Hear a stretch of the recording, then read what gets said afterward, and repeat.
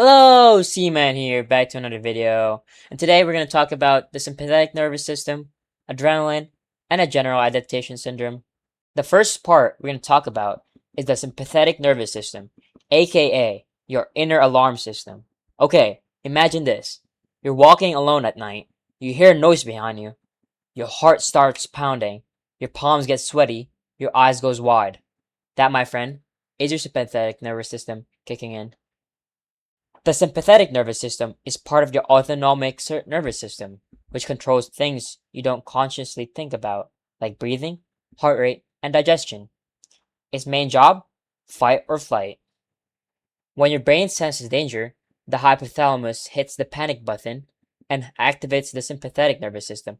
Instantly, your heart rate increases, your pupil dilate, your breathing speeds up, blood rushes to your muscles, digestion slows down. Your body's basically saying, okay, we either throwing hands or running. The second part we're going to talk about is adrenaline.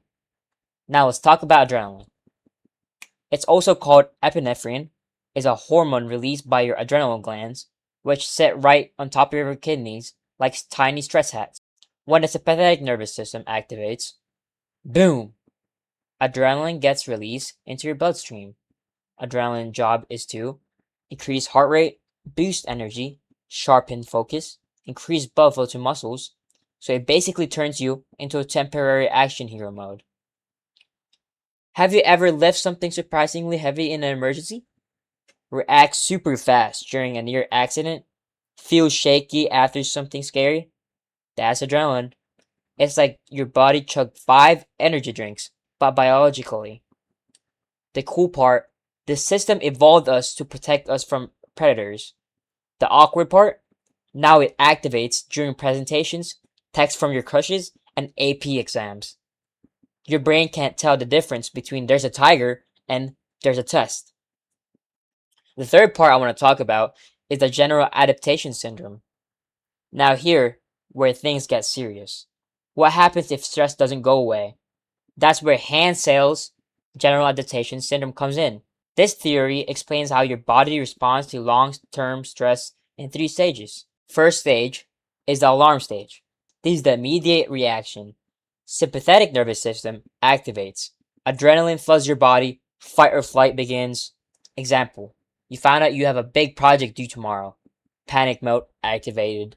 The second stage I want to talk about is the resistance stage. Now your body tries to adapt. Your stress hormones are still elevated, but not as extreme as the alarm stage. You're functioning, but you're definitely stressed. Example, you're staying up late working on that project. You're tired, you're running on caffeine and determination, but you're pushing through. Your body is basically saying, I can handle this for now. The third stage I want to talk about is exhaustion stage.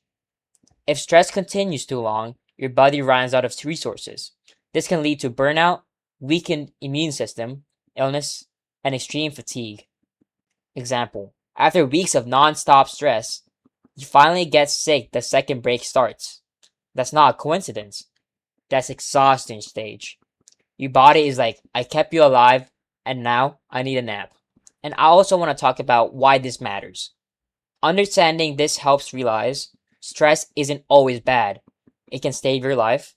Short-term stress equals helpful. Long-term stress equals harmful. Your body is designed for short bursts of danger, not 24/7 notifications, deadlines, and social media drama.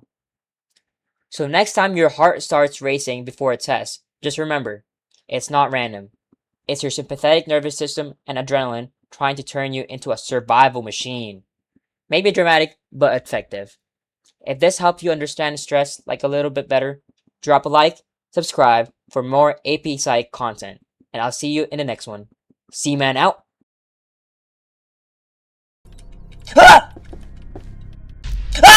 Oh. Computer can't handle it.